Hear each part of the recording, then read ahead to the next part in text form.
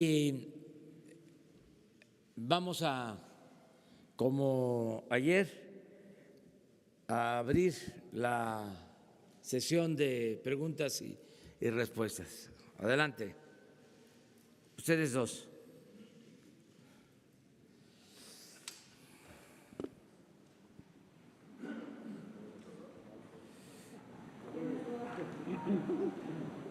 Adelante. Buenos días, presidente.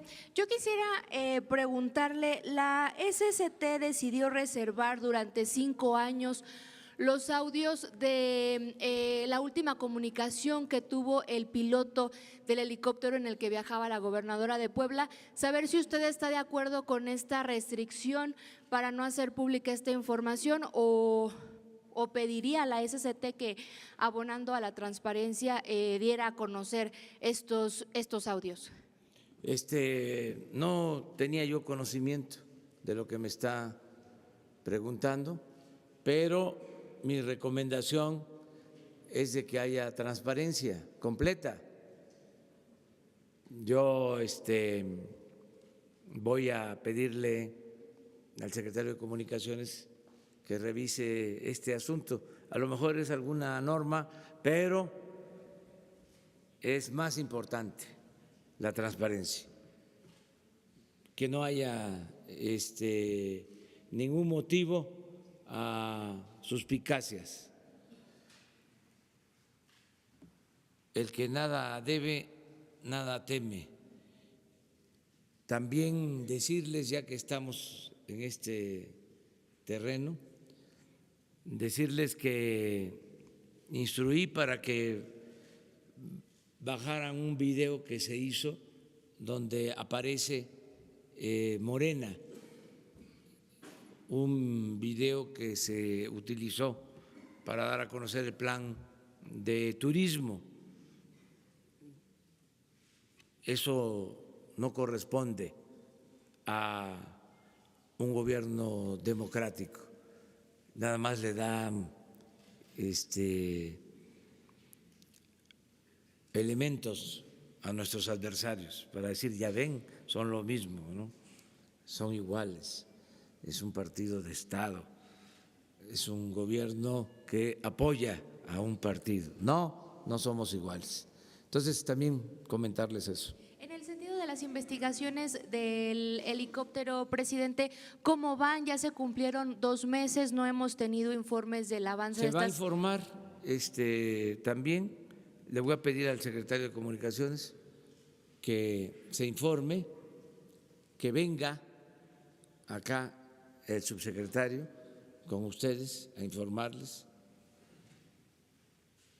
Es nuestra obligación, pero además están muy sensibles nuestros adversarios, los Decía el conservadores. presidente del PAN Entonces, todo lo que pidan se les concede. consideraba el presidente del PAN que esta restricción que ayer Fíjense, ni sabía significaba… yo de quién era, de parte de quién. Ya pero son muy obvios. Entonces, no hay ningún problema en ese sentido. Transparencia completa. Presidente, buenos días. ¿No son irresponsables estas declaraciones del presidente del PAN decir que fue un acto quizá provocado este accidente? No, ellos están, lo dije ayer, en una situación de desesperación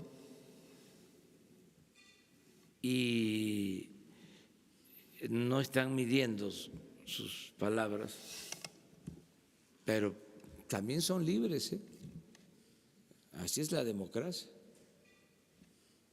Aquí lo importante es que, como nunca en la historia de México, y lo puedo probar científicamente, como nunca hay conciencia ciudadana.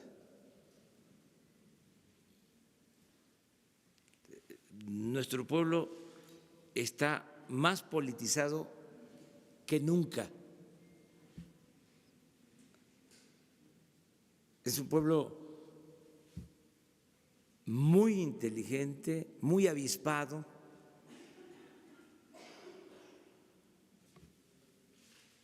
que no se deja manipular, que tiene capacidad para discernir, que tiene criterio. Y esto vino a apoyarse con las redes sociales, con las benditas redes sociales. Ya venía un proceso de cambio de mentalidad, que son lentos. Yo siempre hablo de eso. No es fácil cambiar la mentalidad de un pueblo, de una colectividad. Pero cuando eso se logra todo. Cuando cambia la mentalidad del pueblo, esa es la verdadera transformación. Entonces ya venía eso, pero habían limitaciones. Por ejemplo, se tenía mucho control de la información, habían cercos informativos. Por cuestiones políticas y también por falta de cobertura,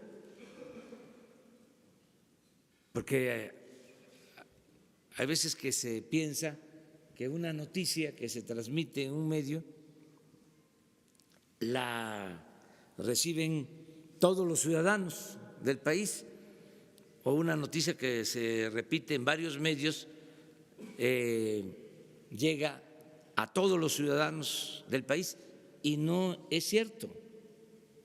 Una noticia, por más atractiva que sea, hasta escandalosa,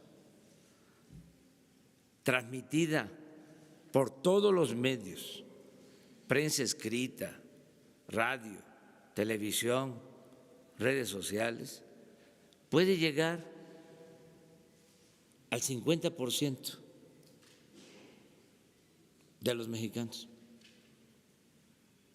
Entonces, si a eso se le agrega de que había un control casi absoluto de los medios, con honrosas excepciones, para que nadie se vaya a sentir,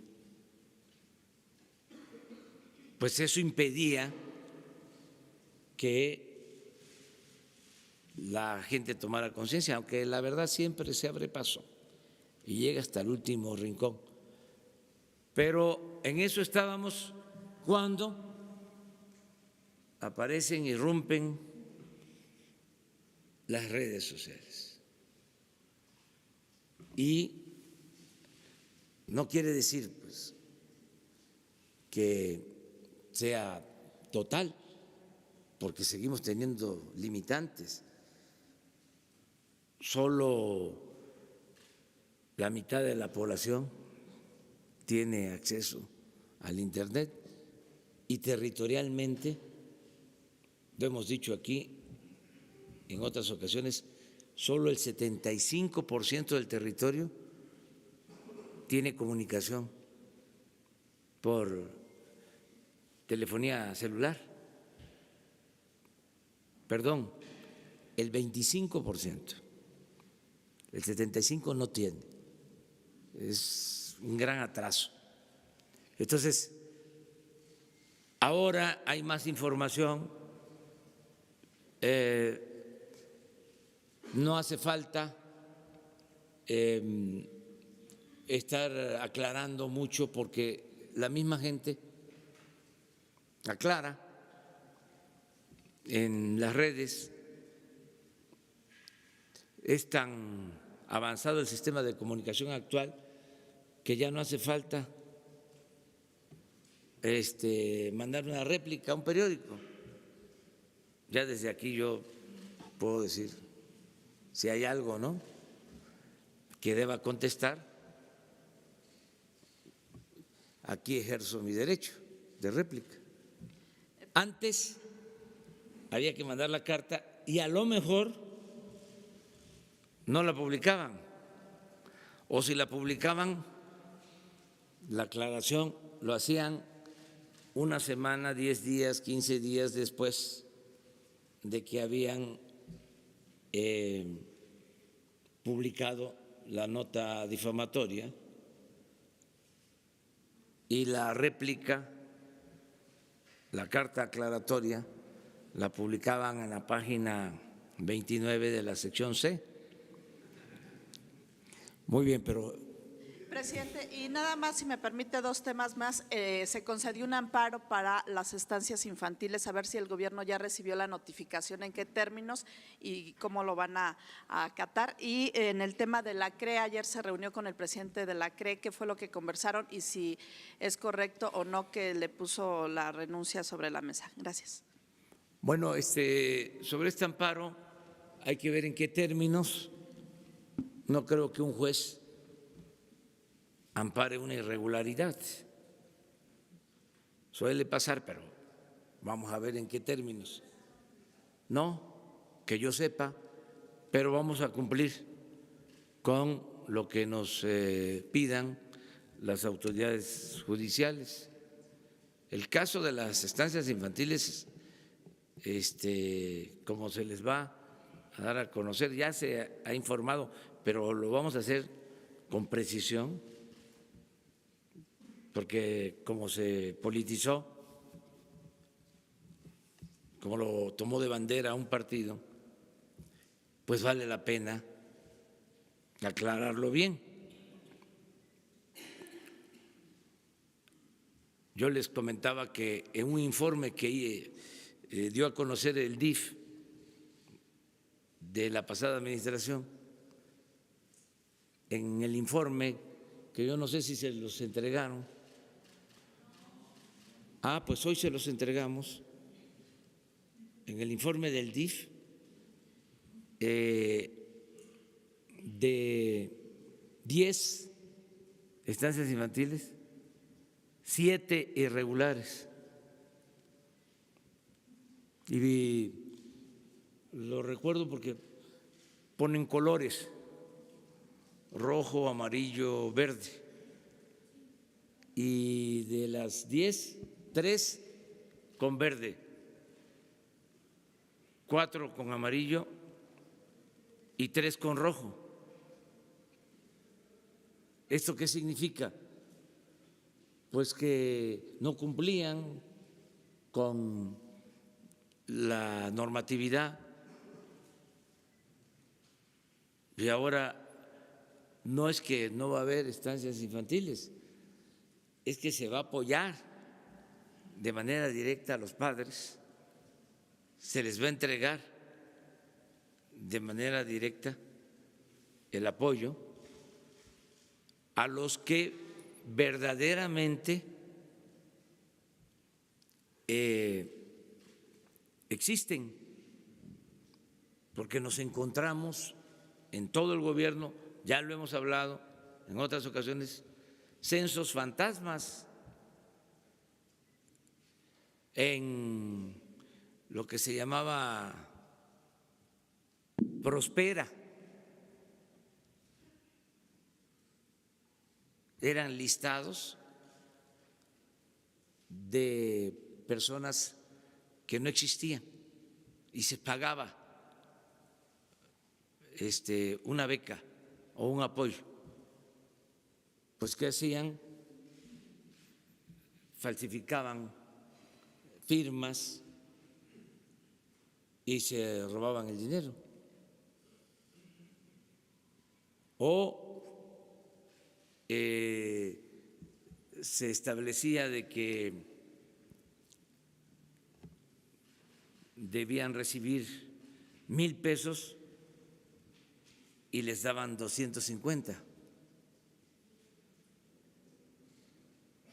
Pero tenemos todas las pruebas.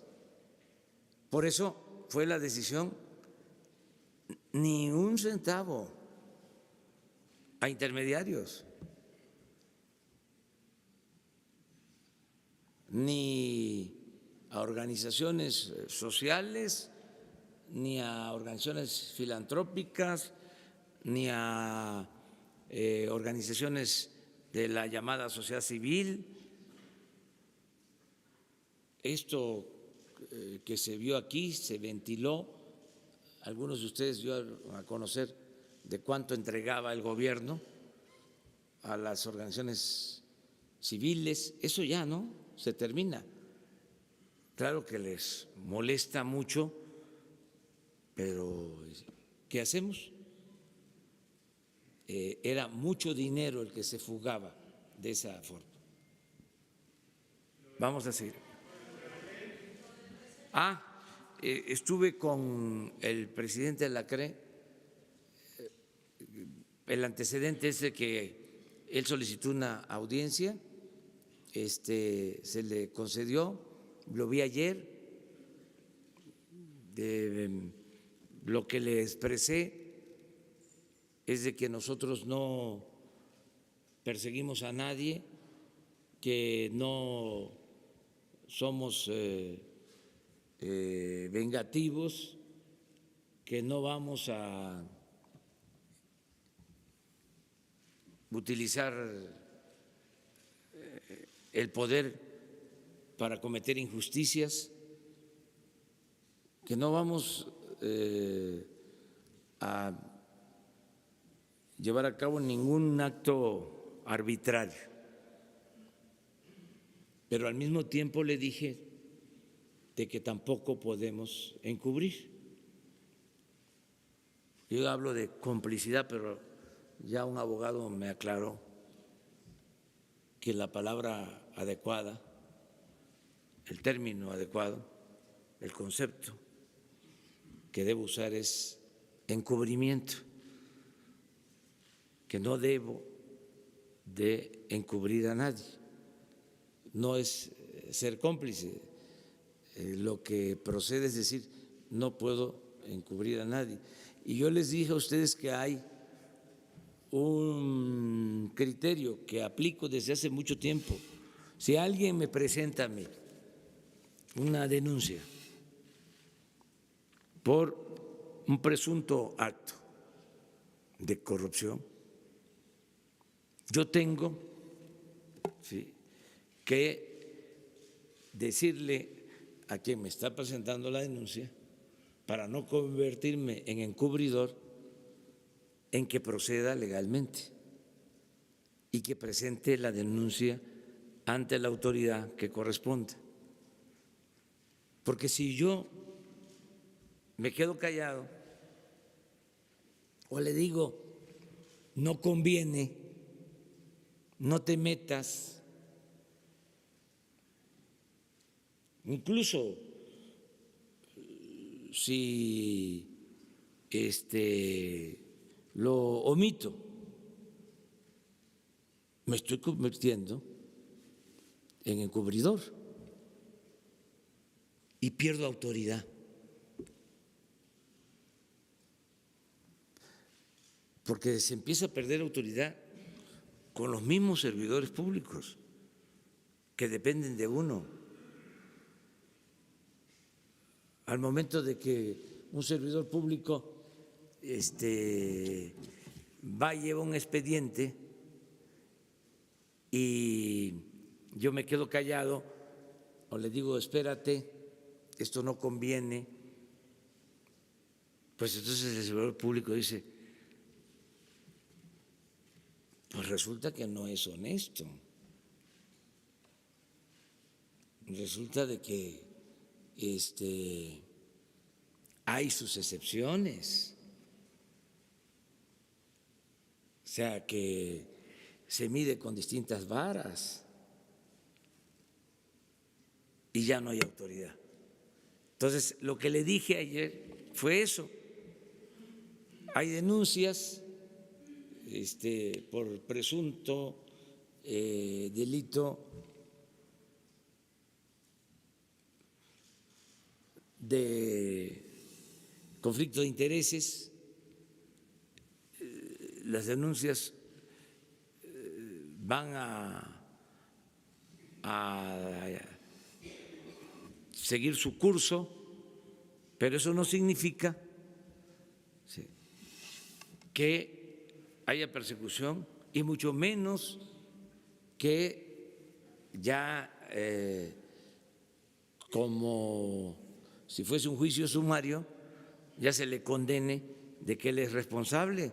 En un Estado de Derecho el ciudadano tiene toda la posibilidad de defenderse y no solo es un asunto jurídico, es un asunto también de la dignidad de las personas. Entonces, eso lo tenemos que garantizar. En esos términos fue que hablamos y no hubo ningún problema. Claro que él es inocente, que él ha hecho su trabajo. Por otro lado, hay elementos, yo no sé si de prueba, pero hay testimonios en donde sí existe una vinculación de familiares en actividades que tienen que ver con esta comisión. Entonces, ¿quién lo va a resolver? Pues la autoridad competente y ya. No, o sea, yo no traté ese tema. Cuando él planteó eso, le dije, no, yo no quiero eso. No, es que él dijo, si usted quiere, ¿sí? Le dije, eso ni lo plantees, porque era como antes. A ver, aquí tengo tu expediente y fírmale. ¿Cómo era antes? No somos lo mismo. No, él en el plan de que ya consideraba que podía dedicarse a otras cosas, a la academia, sí. Le digo, no, pero yo no te estoy planteando lo de la renuncia, porque si no, imagínense cómo quedo. Es lo mismo, o sea, yo tengo que cuidar todo eso. ¿Saben qué hacían antes? Presidente, él a usted sí le planteó la en el renuncia. autoritarismo, ¿sí? Decía, mira, jalaban de un cajón el expediente, fírmale. No somos iguales, yo no puedo hacer eso. O sea, ni en público ni en privado, yo soy un hombre con principios y la honestidad es lo que estimo más importante en mi vida. Entonces, cuando él me plantea esa, digo, no, esa es una decisión tuya, libre. Yo no voy, ¿sí?, a estar planteándote estas cosas. O sea, ¿cómo? A veces no se entienden, pero así son. Bueno, ustedes tres, para irnos, quedamos en el centro, ¿no? Presidente, buenos días. Marco Antonio Olvera, corresponsal de Radio Latino, California. Dos temas. Un tema, a partir del 1 de diciembre, usted se planteó con el gobierno que encabeza ahorrar entre 500 y 900 mil millones de pesos. Esa cantidad iba a ser aplicada a los grupos más vulnerables y desatendidos que de décadas han sido olvidados. ¿Cómo va a incorporar el ahorro de las cooperativas? Porque desde 1938 hasta el 94 se convirtieron en un ente productor y de ahorro para las familias mexicanas. ¿Usted apoyaría a las entes de cooperativas y si se van a convertir en una punta de lanza para el desarrollo estabilizador de las familias trabajadoras de este país? Pues yo estoy a favor del corporativismo, es una actividad económica que, si mal no recuerdo, se inicia en Inglaterra y funcionó muy bien, ha funcionado muy bien. Es un mecanismo importante para distribuir con justicia beneficios. Hay que apoyar a las cooperativas. Siguen habiendo cooperativas exitosas, hasta en Estados Unidos. Tenemos relación con una cooperativa que produce leche en Estados Unidos y es la sexta productora de leche en Estados Unidos como cooperativa. Aquí tenemos relación muy buena con la cooperativa Pascual y desde luego estamos en comunicación y apoyando a cooperativistas pesqueros. Y como todo, hay buenas cooperativas y hay cooperativas que requieren de una revisión. Por ejemplo, eran muy exitosas las cooperativas escolares y ahora hay que revisarlas. También respetando la autonomía de las escuelas. Pero este es un tema, ¿no?, que en su momento habrá que atender, cómo funcionan las cooperativas, sobre todo qué venden las cooperativas, si son productos nutritivos, si no son productos chatarra. Son temas, pero nosotros sí apoyamos al cooperativismo. La segunda pregunta, ¿cuál es la directriz que tendrá el Servicio Exterior mexicano? Porque yo tengo tres ejemplos. El consulado de North Carolina de México, el consulado de Nueva York y en Los Ángeles, muchos de esos funcionarios del Servicio Exterior mexicano desatienden mucho a los mexicanos que están en el exterior. ProMéxico gastaba entre 18,000 y 23,000 millones de dólares anuales para darse una vida de jeques gracias a las costillas del país.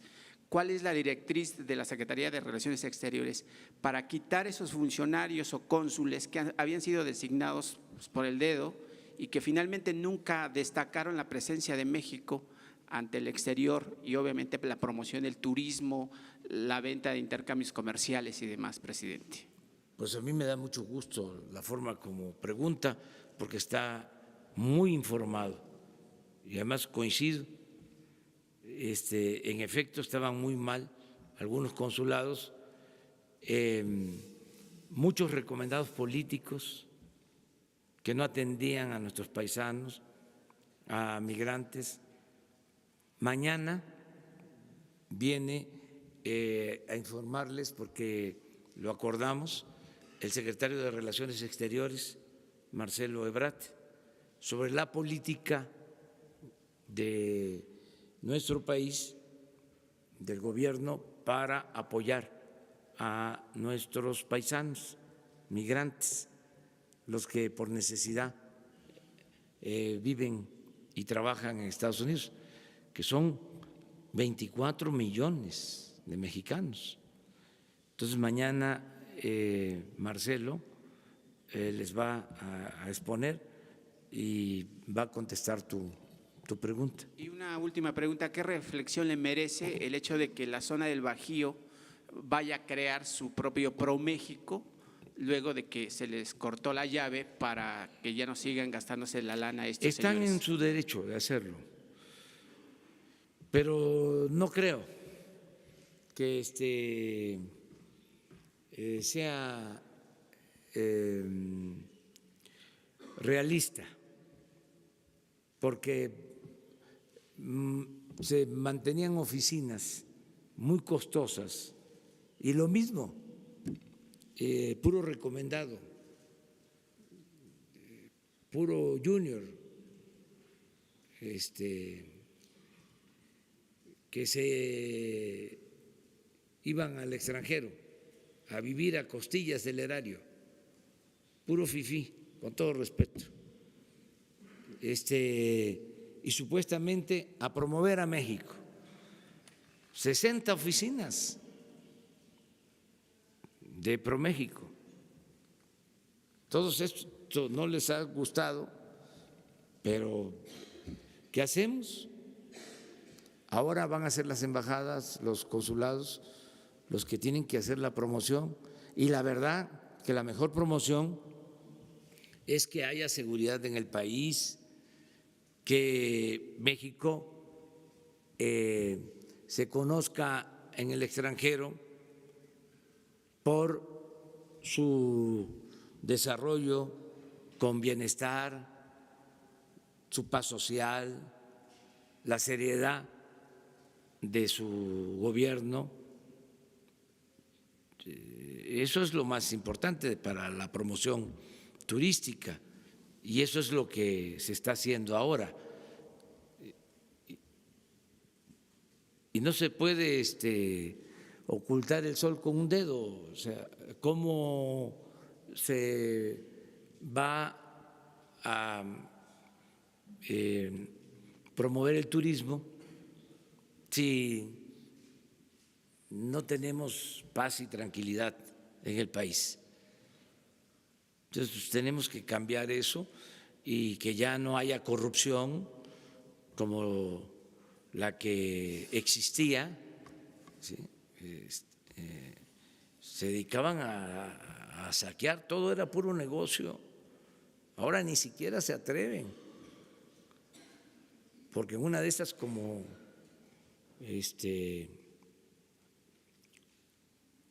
estoy aplicando, como dije, el criterio de no quedarme callado, si me hacen una proposición indecorosa, los acuso aquí. Vinieron a decirme esto. Entonces, ya nadie hace esas proposiciones, ya es otra cosa y es todos aportarnos bien. Y van a ver cómo va a lograrse el renacimiento del país. Es que todo era ficticio.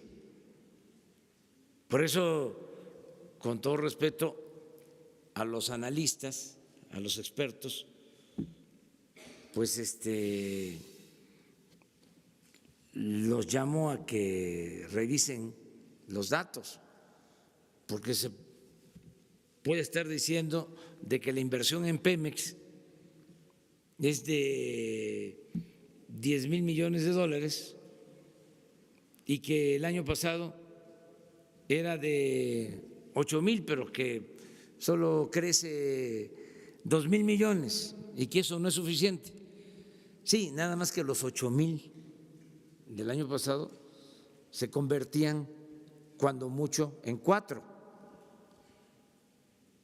porque se clavaban el dinero, se robaban el dinero. Entonces, si se van a los datos, pues no van a poder tener un buen diagnóstico. Ahora son otros tiempos, es lo único que les pedimos. Ayer yo les comentaba, o antier, de lo del tren de Toluca a la Ciudad de México. Y les decía yo que nos iba a costar alrededor de 15,000 millones terminarlo. Ayer mismo tuve la reunión sobre el tren y para terminarlo vamos a necesitar no 15,000, 25,000.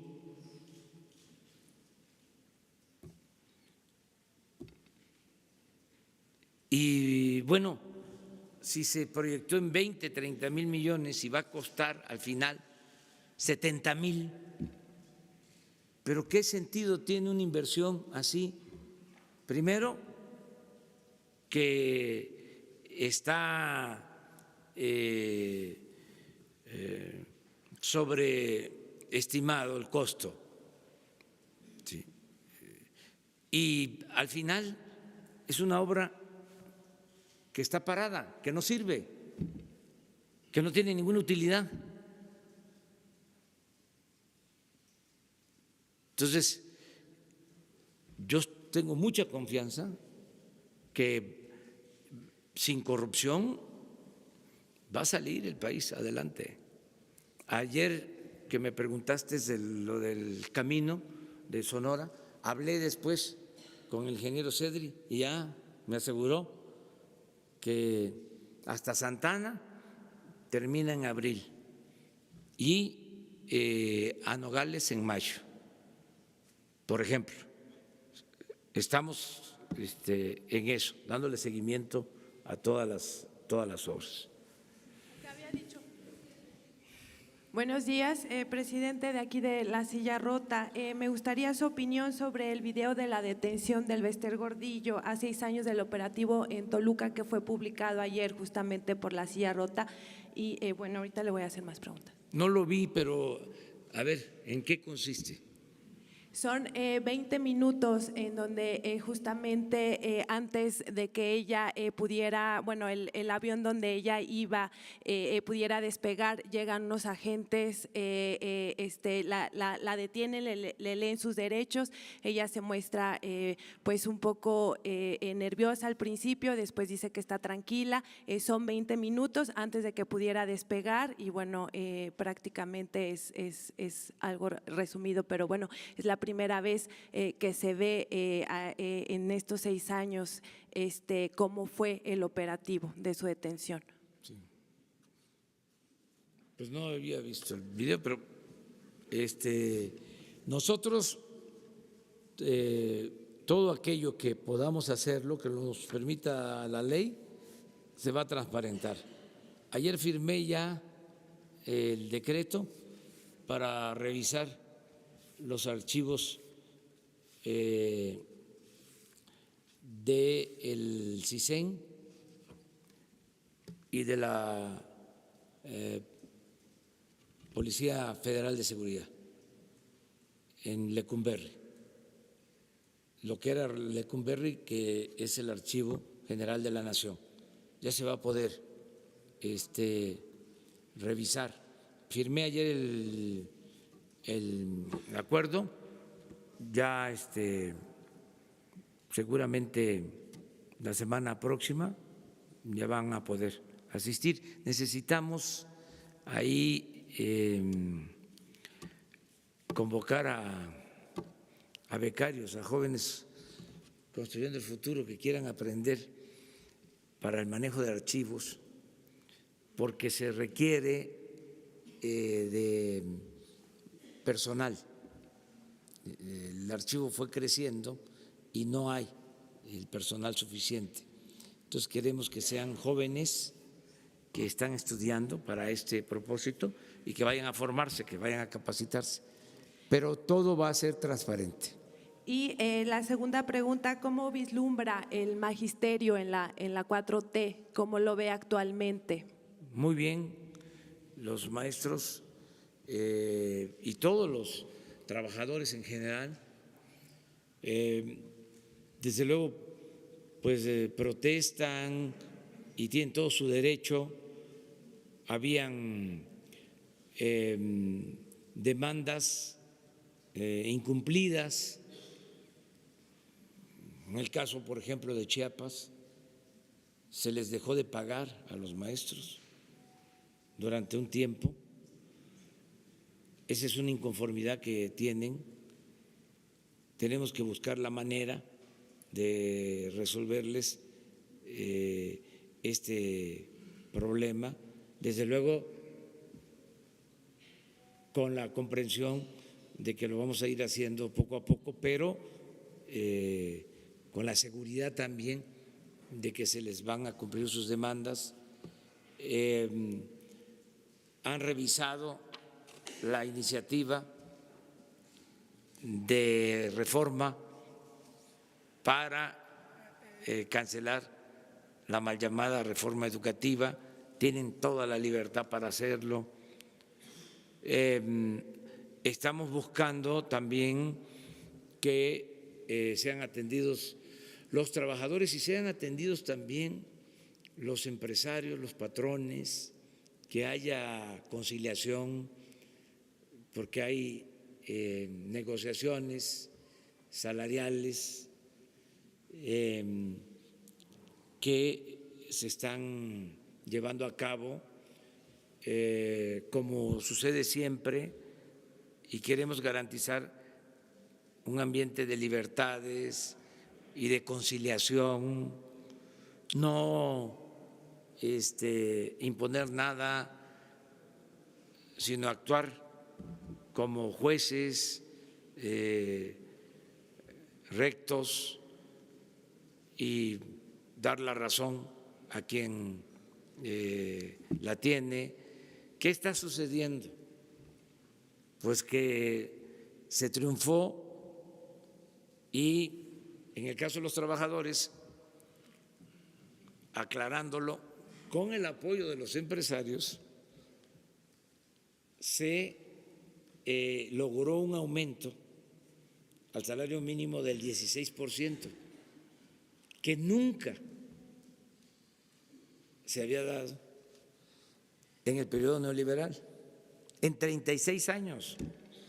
Hubieron años del periodo neoliberal en que el aumento al salario mínimo se dio por abajo de la inflación, una gran injusticia.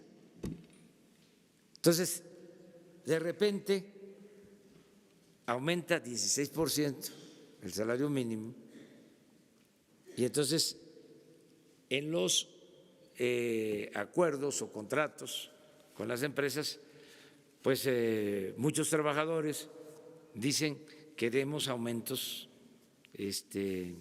de esa magnitud.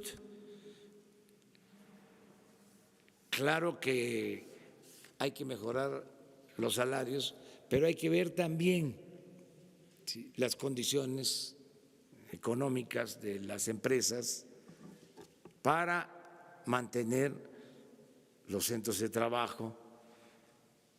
O sea, como lo he dicho siempre, no pensar que de un día para otro, de la noche a la mañana, pues vamos a lograr recuperar todo lo que se perdió en el periodo neoliberal, porque se perdió mucho del poder adquisitivo del salario. Se perdieron como el 75% del poder de compra del salario, básicamente el salario mínimo. Entonces, es un proceso, o sea, que nunca más los aumentos salariales, eso sí, se tiene que garantizar por ley, por justicia, se den abajo de la inflación, como llegó a suceder en el periodo neoliberal. Entonces, en esa negociación de salario, allá estamos ayudando en un afán de conciliación, de que se llegue a acuerdos, es parte de nuestro trabajo. Señor, nada más por último, ¿considera inminente el regreso del Bester Gordillo a la política mexicana? No sé, todos los mexicanos somos libres, todos, y a nadie se le va a limitar su derecho de participar, a nadie se le van a limitar sus libertades, pero pues cada quien debe de actuar en función de su responsabilidad social, pero nosotros no vamos a decirle a nadie que no participe o que no ejerza sus libertades.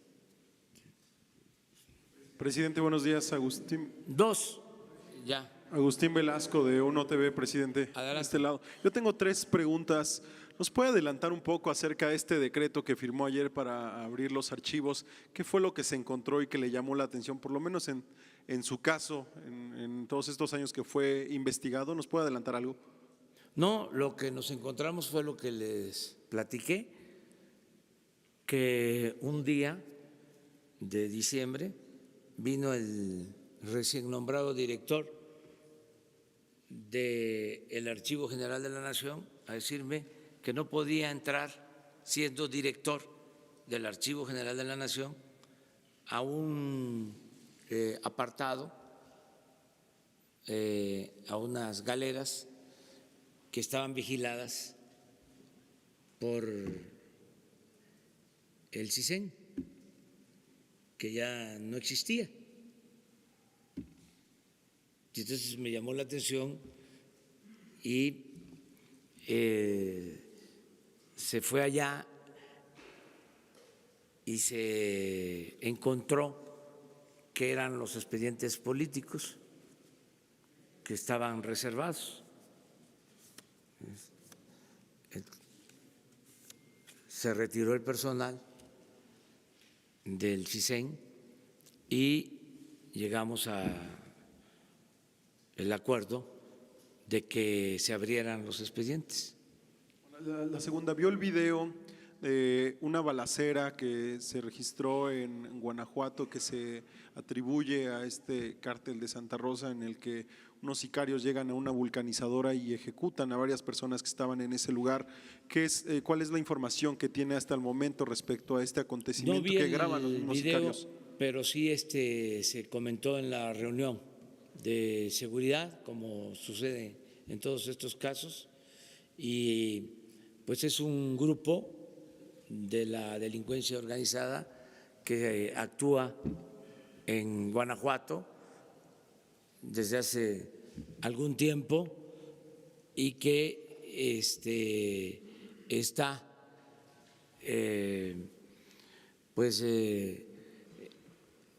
infundiendo y violando la ley, derechos humanos, dañando a las personas, a los ciudadanos, y por eso es que estamos trabajando para que funcione la Guardia Nacional, para que todas estas cosas se puedan evitar, que no sucedan, que no haya violencia. Finalmente, presidente, este plan que tiene para trasladar a los presos de las Islas Marías a otros penales federales, ¿cuál va a ser el proceso que se va a seguir si no está sobre la mesa que algunos presos pudieran ampararse contra esta decisión y esto detenga el plan, si no ya existen algunos amparos al respecto? Gracias. Se va a buscar hacerlo en el marco de la legalidad y puede ser que lleve tiempo, pero no hay motivo o razón para que siga siendo un penal las Islas Marías. Creo que es hasta una vergüenza que se mantenga como penal esta isla, que no olvidemos el origen. Se creó en la época de Porfirio Díaz para castigar, para encarcelar a opositores al régimen. No tengo información sobre eso, no tengo información, pero en el caso que hubiesen,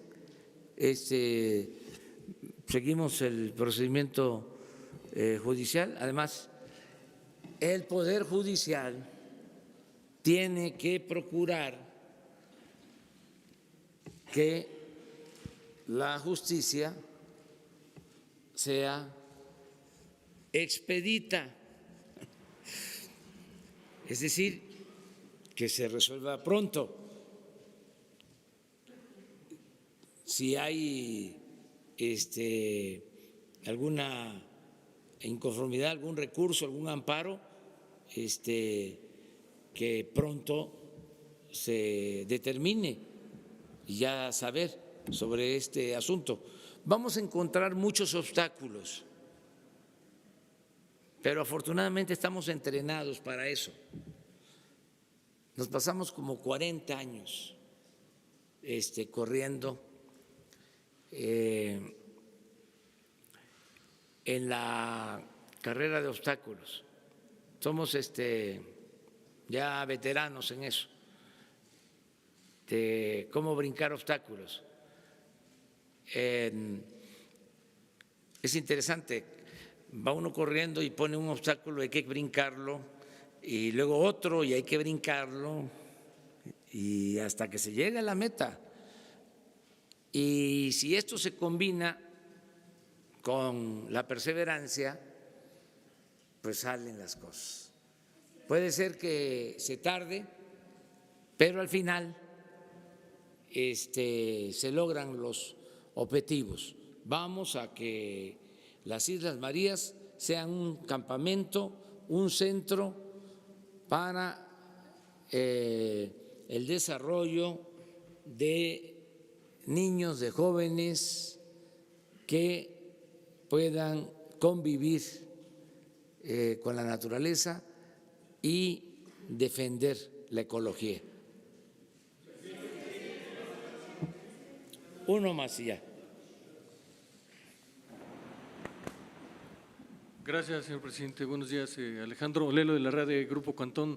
Presidente, si me permite, a manera de réplica, el día domingo, allá en Quintana Roo, la presidenta municipal de Playa del Carmen dijo que no es cierto que hay un baño de sangre, que hay 76 muertos en lo que va de su administración. Con todo respeto, presidente, le mintió, tenemos documentado que hay esa cantidad de muertos, y también le pide a usted, ella, que hable con los medios de comunicación para que en una especie de censura nos pida que dejemos de publicar información sobre la violencia, en particular ahí, en particular y en todo el país.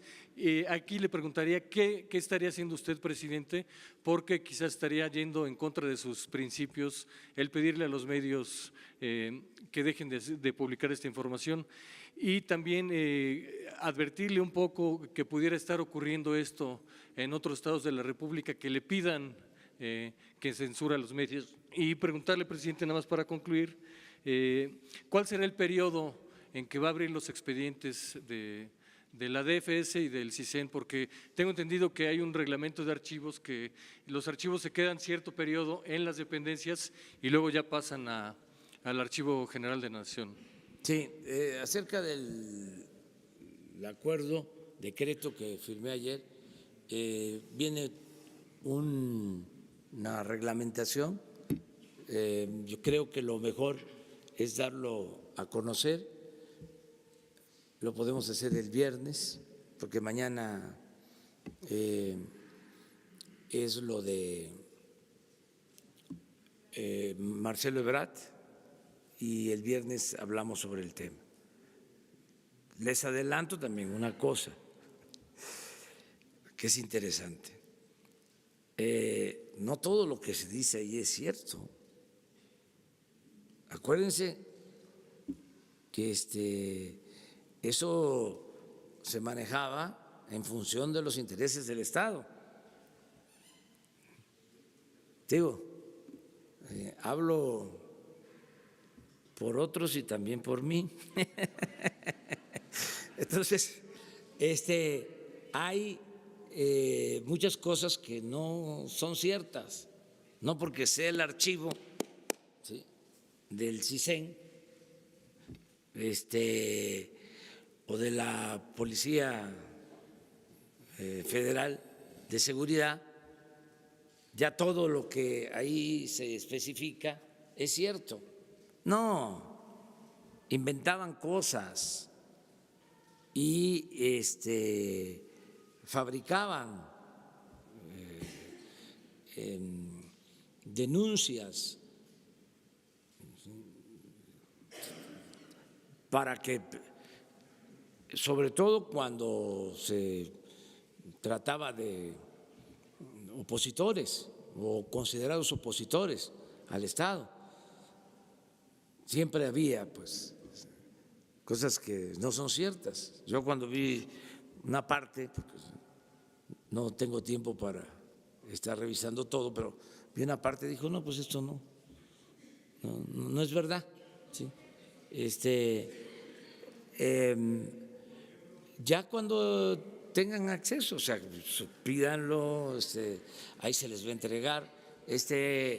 Y lo otro, miren, nosotros no vamos a censurar a nadie, o sea, no hay censura. Cero censura, libertad absoluta y con la máxima atribuida al presidente Lerdo de que la prensa se regula con la prensa. Nosotros no vamos a censurar a nadie y vamos a garantizar libertades plenas. Van a haber señalamientos, ¿no?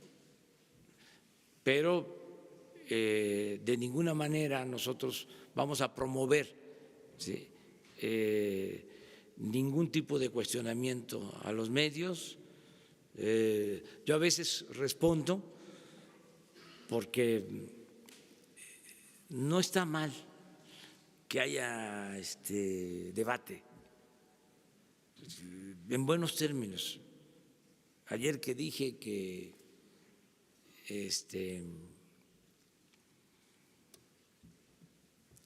los que se agrupaban, ¿no?, eran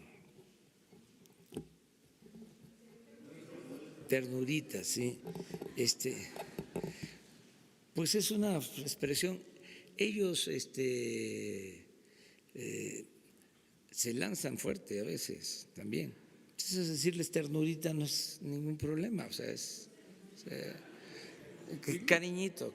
¿Y qué le diría a gente de su movimiento como Laura Beristain, que abiertamente le mienten queriendo ocultar una crisis de inseguridad en un municipio, en un destino tan importante para el turismo? Que todo mundo busque la conciliación y el diálogo y que se hable y que si hay debate que sea respetuoso. Por ejemplo, ayer leía yo que Krause, hablando de nuestro gobierno y de manera respetuosa, decía que se combata la corrupción y que haya democracia, pero que se respeten las libertades. Pues es correcto. Y decía Krause una frase que es bien conocida, casi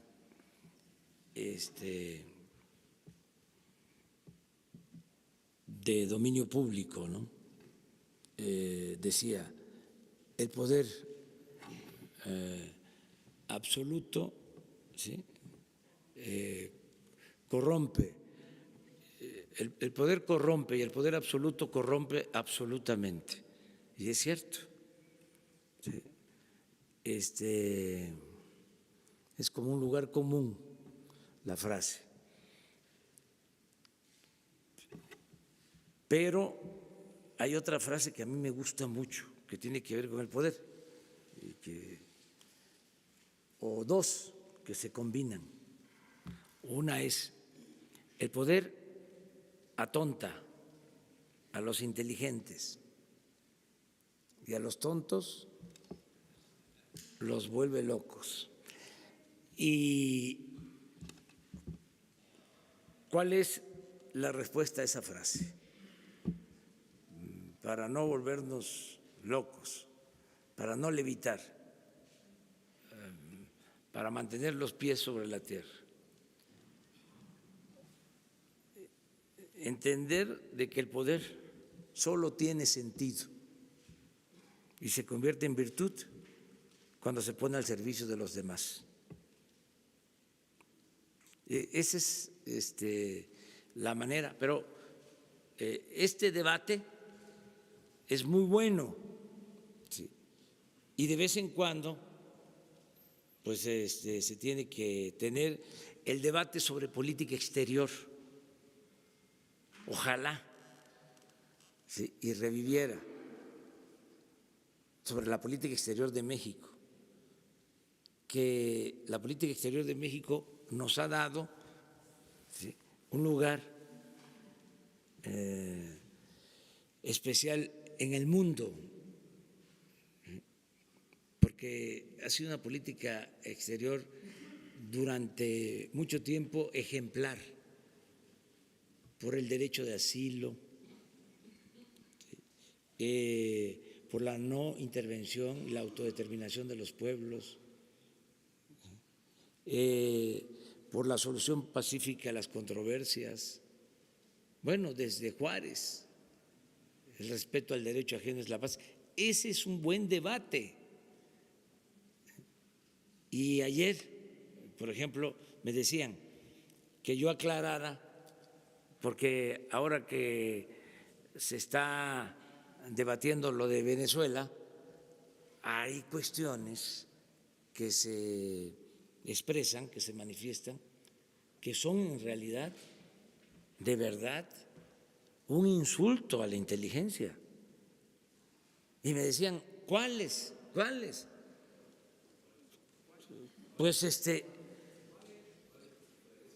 si no se advierten, ¿sí? Quiere decir de que nos hace falta más reflexión y análisis. Porque tampoco a mí me corresponde, ¿no?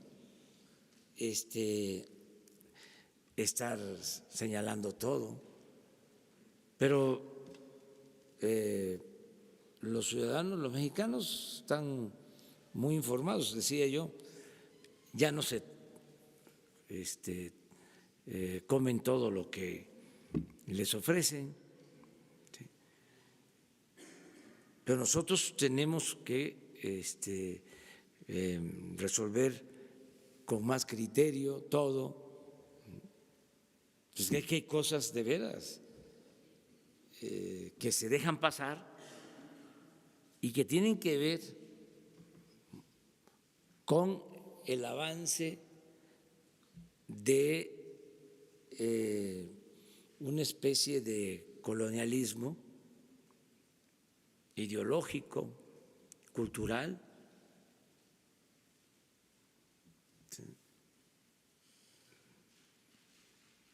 que nos impide pensar con libertad y actuar con criterio propio. Nos imponen muchas cosas. La política neoliberal no solo impuso un modelo económico, todo esto que crearon sobre la panacea de las privatizaciones, cómo nadie fue al diccionario a ver qué significaba privatizar. Y es trasladar, convertir lo público en privado, o lo de la educación, la mal llamada reforma educativa, perseguir a los maestros, evaluar a los maestros. ¿Y quién evaluaba al presidente y a los diputados y a los senadores y a los empresarios y a los traficantes de influencia? ¿Y por qué tanta hazaña en contra del magisterio? Solo porque estaba en la agenda de las llamadas reformas estructurales dictadas desde el extranjero, recetas aplicadas a nuestro país. Resultó, yo recuerdo que una vez hubo una de estas reformas y el que estaba en el Fondo Monetario Internacional en ese entonces declaró de que iba muy bien México y que debía que seguir con las reformas. ¿Saben dónde está ese personaje ahora? En la cárcel, en un país. Pero bueno, nos vemos mañana.